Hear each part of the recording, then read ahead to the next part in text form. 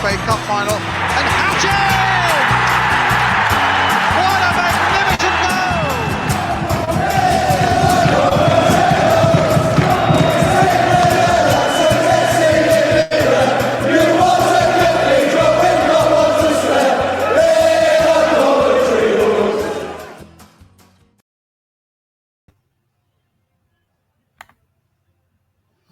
Good evening and welcome to All Things Sky Blue match preview against Derby County at Pride Park. Before I bring my guest on, Mark Smith, just remember where you can find us. It is scrolling down on the ticker at the bottom. We are available on X or Twitter, Instagram, Facebook, YouTube. Please go and like and subscribe.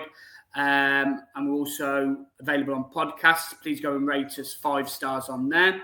We're sponsored by Right Steel Fabrications. His logo is in the corner somewhere over there. He can do your steel fabrication work up and down the country, but mainly in the Coventry and Warwickshire area. We are partnered with the Sky Blue Tavern. I'm in the manager's office if you've ever been there before. And also Dylan's Brewery, where I do live match reaction after the game on YouTube. So if you're ever down there after the game, please come and see me and I will try and interview you. And we've also teamed up with the Sports Social Network as well, so you can listen to them guys as well. So, just before I do bring Mark in again, we are recording when the second round of the Carabao Cup is being done, so I will be able to tell you who we've got if you haven't seen it for the pre-recording. So, yeah. So let me bring Mark in. Good evening, Mark. How are you? Good evening, Stuart. Yeah, good evening, everyone. Listen. Good. So, obviously, well, not obviously, but you didn't go yesterday, did you? But you watched it on the plus button. How did you feel that we got on? Because, you know, we changed formation. Obviously, we made 9 changes as well. We played a formation, to be fair, that I've wanted for a while now, which is a 4-4-2. Obviously, personnel might not have warranted maybe playing 4-4-2 because obviously Kai Andrews is more of a central midfielder, but he was playing on the wing, on that left wing, which I thought he did a good job at, by the way. I'm not knocking him at all because I thought he was very good. So how did you feel the formation was and how do you think the personnel was? I thought we struggled to get into the game first 20-odd minutes before the drinks break, so to speak. I thought Luton were the better side. I thought after that we started to grow into the game a bit. I thought that Kai Andrews was played really well. What I liked about him was the fact that he got the ball and he started to run at players. We don't have many midfielders that do that. If you look at our midfielders, it's, you know, a lot of players get the ball and pass sideways or pass backwards. They're not positive enough. I think you can't say that about Kai Andrews last night. He was very positive with the ball, direct, and I like that. So I think that gives Frank an option. I don't think he'll be starting for the Derby game, but I think that sort of performance, I think will certainly get him early, maybe a substitute spot for definite, and maybe bring him on depending on the situation of the game. So I thought he did well. I thought Raphael was superb last night. Again, direct, rammed the ball, fired a great assist for Ellis Sims' goal. I think he did his chances no harm. I think if Sakamoto got injured or suspended, then I think he looks reasonably good at deputy. So I think that's what's saying that Frank will take out of that game last night. Second half was better overall. I thought we were the better side. I thought Ellis Sims scored. I thought he did okay. His all-round performance was okay. It was decent, but I think he was disappointed with his finishing. And I know he scored that goal. It's a simple tap-in, but I think if you're going to be a bit more critical of him, and he might be critical of that himself, is he should have got a hat-trick. He missed 2 other chances, which just felt was just poor finishing. And I think for someone who's a striker, I just think his finishing is I don't know if it's a loss of confidence, but it's just really poor at the moment. He just doesn't seem to have the intelligence to sometimes think about what he's doing. It's just, I don't know, it just looks pretty average to me.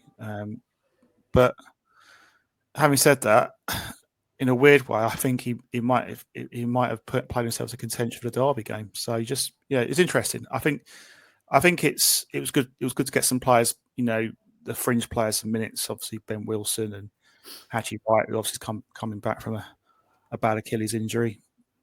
So they were positives. But look, we were playing a fairly weak Luton side. You should be winning those games, and obviously we did that. But I think if I was to be a little bit hypercritical, I'd say we should have won by more. Let me just stop you there. Our ball has just come out for the second round, and we have got Millwall away. Okay. So we've got Millwall away in the second round of the Carabao Cup. Sorry, you were saying, Mark. I was hoping for Wolves away, another 3-2 win, personally, but that didn't happen. Yeah, no. So, look, I think the most important thing, we won. Another clean sheet, another positive, so that's good. I like Brow. I thought Brow at left back played really well. I think he looks a really good signing. So I think out of the 2 games, I think we've got 2 decent left backs. Jake Bidwell can fill in and play as a centre back, if needed. But I don't think that I'd imagine Frank Lampard will be looking for someone to replace Louis Binks in that position, because just to have one left side centre half is not great, really. Yeah, definitely. Obviously, Kessler Hayden, to mention a couple of others as well. Kessler Hayden, I thought Jamie Allen, I thought he had an okay game in there as well. Raphael, as you've mentioned already, he had a good game. Thomas, I'm presuming Thomas went off just to give Kitchen a run out, is what I presume. We haven't heard that is carrying a knock or anything. So it was a shame not to see Callum Perry, I thought. Because when he came on in pre-season, I thought he looked really assured. And I think he could have done a good job. But look, I'm sure he was looking at it, and he could. It was still a tight game, wasn't it? So I'm sure he didn't want to rush him into bringing him in when he doesn't really need to. But I thought Kitchen on that right-hand side, actually, I was a bit worried, but I thought he actually did okay, considering that he has really only got 1 foot. Bobby can normally use both, but Kitchen has normally only got that 1 foot, and I thought the striker might, because I think it was Yates that had come on as well. I thought he might know that and be a bit clever and push him onto his right foot a bit more. But he didn't, and he did really, really well. So, thumbs up to Kitchen as well. I've got a fly around me, so sorry if I'm wafting a little bit. So obviously that's the cup game out the way. Shortly we will have Cory come on from a Derby podcast, because obviously this is a Derby preview. Rams review. So we've got Derby next then. Do you think, again, that he's going to make wholesale changes? Because he made 9. Do you think going into the Derby game, he makes another 9 changes? Obviously, Russworth will come back in. Do you think he's seen something with a 4-4-2 that he might like, especially if Mason Clark's back and we've got Sakamoto on the right and we have got options down them wings now? Do you see him going back to a 4-4-2? Or do you think because we've got Grimes and Radoni and they need to play in them positions, that he's going to go back to the tried and tested sort of 4-2-3-1? I think he'll go back to the tried and tested. I see your point, but I think the way we play, he likes to push Radoni a bit further forward and have sort of 2 kind of defensive midfielders. Yeah. So he kind of supplements, he almost acts as a second striker. I think he'll play the same formation, but I think that's not to say he won't change tactics mid-game. If we're training a game, he might go to 4-4-2. That's the way I see it. The only change personnel he could do is he started Thomas Asante up front, didn't he, for the whole game. So could he perhaps say Ellis Sims? Let's face it, Ellis Sims, for all his critics, has scored, if you include pre-season, 2 goals in his last 2 appearances. I know pre-season doesn't count really, but at least he's got 2 goals, so that's something. I think what he can do well, Ellis Sims, that is his movement off the ball is pretty good. He does bring others into the game. I don't think his finish is particularly good, but I don't. The reason why I'd go for him is I don't think Haji Wright. I don't think he's quite ready for first team football. I still think he needs a bit more match fitness. So I don't think he's going to start. I think I just want to make it clear. Haji Wright is our best striker, 100%. When he's on form, he's our best finisher at the football club. But I just think Frank will feel that he's not quite ready to start yet. You might need a few more games, maybe 20 minutes at Derby, depending on the situation of the game, of course. But I think Ellis has played himself in a position where he's at least he's getting a goal or two now, and he's giving Frank something to think about. So that's an interesting one. I think that's the only change I would possibly go for in terms of personnel for this game. Obviously, the team, the other 10 players, I think, pretty much pick themselves. Yeah. I mean, I think when we look back at the whole game, it wasn't a bad performance overall. I sort of said on the X Space show, sort of 6.5, 7 out of 10 performance, and it was good in that we kept a clean sheet. We looked reasonably solid at the back. Rushworth didn't have a lot to do, but what he did do, he did well. We just didn't have that final product, and Hull do deserve credit. They defended well, but we're playing a Derby side that obviously haven't had a good start to the season. They got hammered. Not hammered. They lost. Was it 3-1 against Stoke? Yeah, 3-1 against Stoke. It was 2 late goals, so I think they held on for a long time, and obviously they lost. They won on penalties against West Brom yesterday as well. So I can see Cory smiling in the background. We'll get you on in a minute, Cory. Don't worry, buddy. Yeah. But looking at their transfers, and obviously we'll touch on it with Cory, but they have had quite a lot of experience to their squad now. They've brought in Danny Bath, Carlson Morris, obviously we know a lot about from Luton. Rhian Brewster's another sign for Sheffield United. Obviously he's younger, he's only 25. So they've got, I think they've got a makings of a decent squad. So I think it'll be a difficult game. I don't like any game away from home, you've got to play well to win. So it'll be tough. Definitely. It'll be tough at Derby. And and just to remind everyone, they did take 6 points off us last season as well. So we know it's going to be a tough game. Hopefully, though, that the pitch is in a little bit of a better state than it was when we last played them at their place, and I'm sure it is because it's start of the new season. We played them obviously towards the end of the season. And I think it was cut up a little bit more. It was really, really bad. I'm not sure what Cory's point is on that, but we'll get him in a minute. So he's back now. So we'll bring Cory on. Good evening, Cory. Thank you very much for joining us. You're on mute, mate. You're on mute, Cory. I already messed up. Stuart, Mark, it's a pleasure to be with you guys. Thank you very much for having me. Yeah, good to have you on. Thank you very much for coming on, buddy. Thank you very much.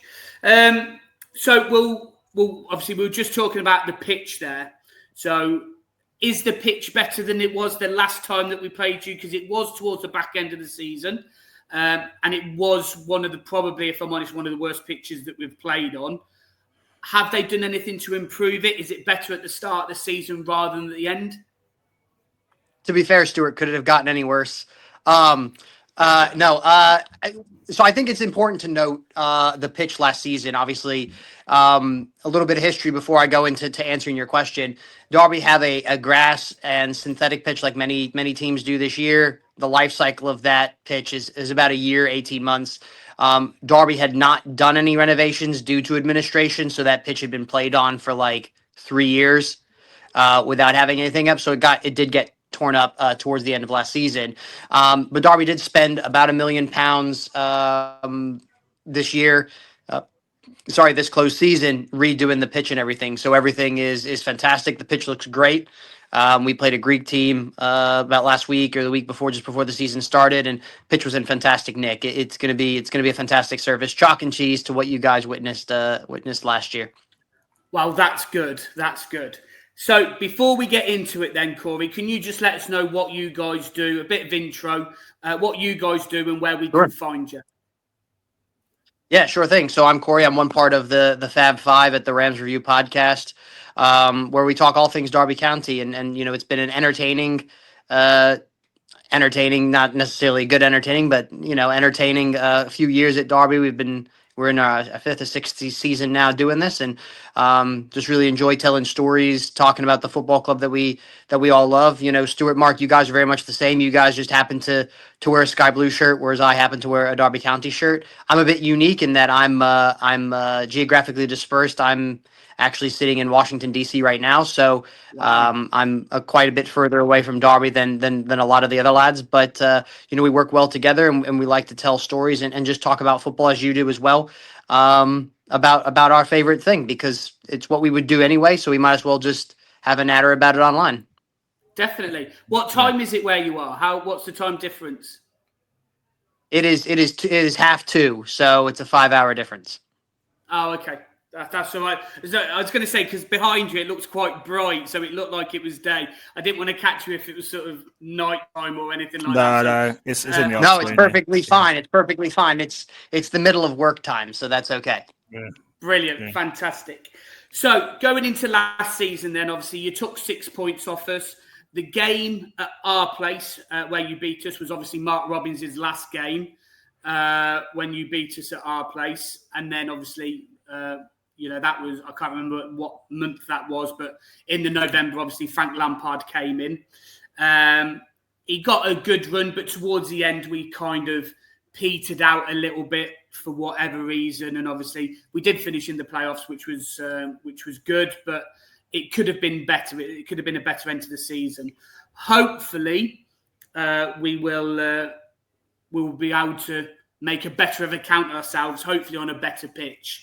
And obviously, as you've already mentioned, that the pitch has had renovations. So that hopefully will play into our hands being a better pitch. What has there been any sort of changes that Eustace has done from... obviously, I know he's brought a lot of players, which we obviously will talk about shortly as well. Tactically, though, has he made any changes to what he was doing last year to what he's done this year with the new personnel? Or is it pretty much the same what he was doing, just new personnel? Yeah, Stuart, it's a very interesting question, and I would love to be able to sit here and give you a very elaborate answer. But unfortunately, with the injuries that Derby have had this season so far, which we'll get on to, I'm sure, it's been difficult to kind of gauge what a first team Derby 11 is. We probably won't see much of our, what you would consider a top tier, the best players, the best 11 that we have until probably early to mid-October. In terms of getting bits and pieces back. I think the key change last season between Paul Warren and John Eustace obviously made us way more competitive. He kept us in the division, but it was just a change of mindset. We went from, he had this, I guess it's now a famous quote amongst Derby fans, we're fighters, not victims. So, it's just trying to change that, trying to make sure that he's getting the right caliber of person in, making sure, and that's not to say that Paul Warren didn't do that either. That's not a knock at Paul. But trying to make sure that they get people that want to fight for the shirt, that want to be at Derby, and that want to do the best for this football club. So I think, in terms of tactically, I think Eustace wants to play. I think he wants to play with a 4, but we don't have the personnel, so we've been playing with a 4. He wants to play with wingers. We don't really have any wingers because of injuries and stuff, and lack of transfer activity in that department. So. In answer to your question is I don't know, because we played a completely different 11 against West Brom than what we played against Stoke. I think it's a little too early, and I think hopefully we'll have a little bit more of a set of that in come mid-October once everybody's kind of fit and kind of working all out. Right now, it's just a case of let's just pick up points where we can. Let's try to stay afloat as much as we can until the lads get back, and then we'll go again. Okay, that kind of surprises me a little bit, just because of the transfer activity that you've done. And I think Eustace, to be fair, I am a fan of Eustace. I think he's a really good coach. I think, the players that he's brought in, suit the way that you played last year. Obviously, it's a different season, so I get that, but you've brought in Carlton Morris, good striker up front. Some fans wanted Morris to come to us the way that we play. Danny Bath from Blackburn, Rhian Brewster, as Mark mentioned earlier, just before you came on. Owen Beck in on loan. Dion Sanderson in on loan.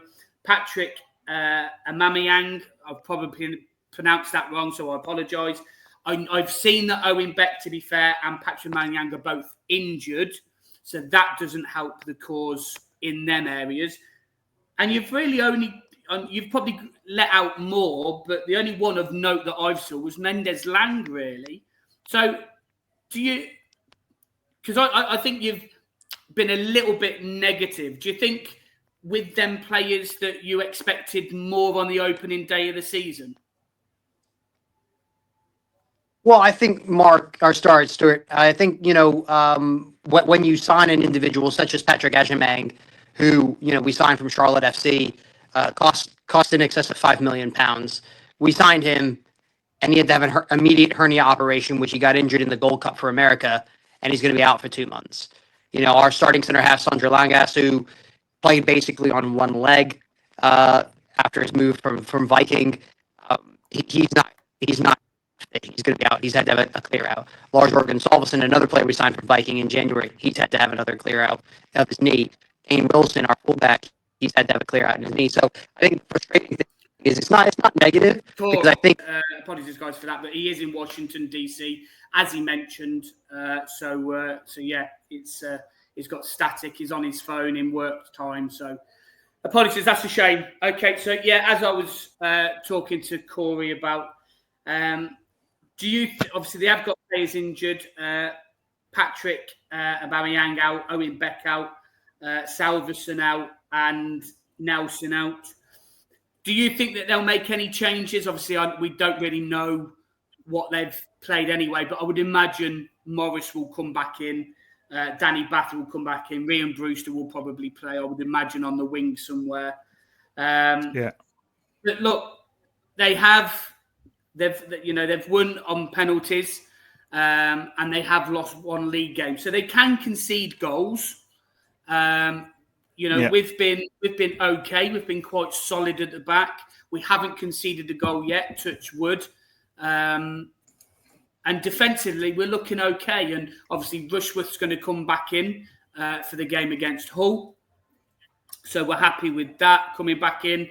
Bobby Thomas, Milan might come back in. I think Jay De Silva will start just because he doesn't warrant coming out the side. I know Brow did so, but yeah. So give us your starting lineup then for the Derby game, Mark. I would. I would probably go Rushworth in goal, which is I think everyone would agree with that. I think Milan comes back into the side. Assuming that Thomas is fit, him and Kitchen are our centre backs. I'd probably go De Silva as well. I thought Brow did play very well, as I said earlier, but De Silva's done nothing wrong, so I think he probably keeps his place. I'll do Sakamoto. I think he'll go with Torp, Radoni, Grimes, Ephraim Mason-Clark. The only sticking point with Mason-Clark is, he came off of a groin. I think they said a bit of a groin injury on Saturday, so I'm hoping that he's recovered in time. If he's fit, I think Ephraim Mason-Clark will start, and I would go Ellis Sims up front. If Ephraim Mason-Clark is injured, he could go possibly go Thomas Asante to play in that position, wide left, as the only other place he could go. Haji Wright, I wouldn't start because I think he probably needs a bit more time to get fit, is what I'm thinking. But that's obviously Lampard sees him day in, day out, but he had a bit of an Achilles injury in the summer when playing for the US. So I think my thought process would be that he won't start. He'll be on the bench. Okay. So it's probably one change, I would say. It's just to say one change. Ellis Sims comes in. I would leave out Thomas Asante. But, if Ephraim Mason-Clark is injured, I think Asante comes in. But as I say, I think what we have learned is I thought it was a couple of weak performances yesterday. Do you not think Raphael might deserve a start on that left-hand side? Because he did okay on that left-hand side as well. Yeah, yeah, definitely. I mean, I think he's worth a shot. I think you know, he did do well yesterday. I won't deny that. Yeah, I mean, I probably will change my mind now and probably say I'll probably go with him. You know, so I know I should stick to a certain opinion, but I think I'm going to put my hands up and say, yeah, why not? Because what he did do well, and I said this before, is he was direct. I think that's what when you're playing teams away, particularly when you play on the counter attack, you need players who are direct and run at players, and defenders don't like someone who does that. And I think that's what he can do. We know that Sakamoto has got the ability to, cut back in. He can feint, he can dummy, he can put a cross in, and I think all you can ask for really is a couple of players who can provide service. The other option, of course, is you could play Brow at left back and move Jay De Silva further forward as well into that position, because De Silva is a good player left side as well. So that's another option that Lampard could have. So I think we have got some good options in them positions.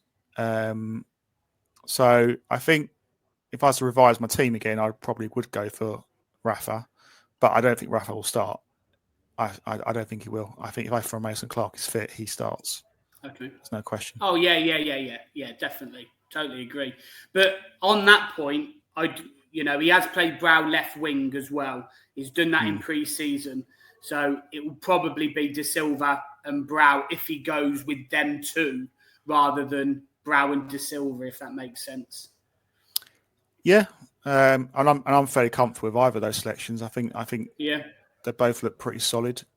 The only time I was slightly critical to Silva on Saturday was I think there's one time where we were trying to play an offside and they played a ball forward to, and forgive me, I can't remember the guy's name, wide right, and he got it behind us a bit too easily for me. But that's probably the only time I could think of where I'll be a bit critical of him. But I think we've got some good options on the left hand side generally, so I'm not worried about that. Excellent. Do you think to try and accommodate, Grimes, Mason Clark, if he plays, Sakamoto, because obviously he's been going, two holding midfield. Do you think there's an option to go maybe a 4-4-1-1 rather than a 4-4-2 and have, we're still playing one up front, and when we're in possession, maybe we can go, 4-2-3-1 or whatever. But when we're out of possession, to help the midfield out and create that extra midfielder, maybe pull Rodoni back into midfield, but have him as a number 10 behind Sims or Hadji or whoever. Do you think there's an option for that? Yeah, definitely. Yeah, I think that will be, but I don't think that's what Frank Lampard will do. I think he'll play the same kind of way, sort of 4-4-5-1 kind of formation, I guess is the way you say it. Yeah. But I take your point. I think that is an option as well. Okay, cool. Right, so obviously injuries-wise for us, we've only really got Sheffield. Eccles is starting to come back now. He might even start taking the place of Jamie Allen, and Jamie Allen might be phased out slowly, because I think you've got to keep Kai Andrews at least in and around, because obviously he's more of the future. But I think while Eccles is still coming back, I think, you will find Jamie Allen on the bench a bit more. But other than that, really, we're pretty much back to full fitness, really, for everybody else, aren't we? Hadji Wright got 60 minutes under his belt, so that was good. So hopefully he might even be given a start, maybe, potentially over Sims. I know obviously Sims got the goal, so while he's scoring, I'm completely all for keeping him in and making sure that he's still in and around the box, making them runs and really going for it, to be fair. But yeah, so predictions then, Mark. What's your prediction for Saturday? Remembering it's an early kickoff, we don't particularly like early kickoffs either. And not just that, we've got a really poor record at Derby. I don't remember when was the last time we won at Derby? Before I go to predictions. To be fair, I didn't write that down, and I should have written that down, but I can't remember. I just did a Google search on the laptop, and hasn't come up with anything. So whoever wants to comment on this page, please let me know or let us know on this page, because that's a very interesting question. So Yeah. But going back to your question about the prediction, I'm going to say I'm going for a 1-1 draw, which might surprise you. On the fence again, as always, Mark. Beautiful. That's what I like to hear. So I'm going to go for a sneaky 1-0 to Cov. I think we'll keep a clean sheet again. I think our defence, hopefully, is tightened up. We haven't conceded yet. Again, touch wood. Rushworth, I'm happy with Rushworth in goal. I think he's definitely an upgrade on everything else that we've got, apart from maybe Dovin. But he's going to push Dovin all the way, I think. So that's good for us because they've both got to be at their best. So so I'm going to go for a sneaky 1-0 win. I don't care who scores. If I'm honest, I just want us to get the victory. I probably can see Derby scoring, but I am gonna hold out and go for a 1-0. So I'm happy with that. So on that note then, like I said before, unfortunately, Cory did have to go from the Rams review, unfortunately, because of connection issues, because he is in Washington. Just remember where you can find us, guys. We are available on X or Twitter, Facebook, Instagram, TikTok, YouTube. Please go and like and subscribe. We're available on podcasts as well, wherever you get your podcasts from, so Spotify, Amazon, iTunes, wherever. Please go and rate us 5 stars on there. We're sponsored by Right Still Fabrications. We're partnered with the Sky Blue Tavern and Dylan's Brewery, and also teamed up with Sports Social Network. It's just coming through the ticker now, so that's how I remember. It helps me. So on that note, Mark, thank you for joining. Cory, if you get to listen to this, thank you very much for trying to join us. Things happen, so we can't help everything. But listen out for the video, guys. Like and subscribe. And I am going to get some voice notes, so look out for them as well from the Rams review to answer the questions that we've got. So thank you very much, guys, and play up Sky Blues.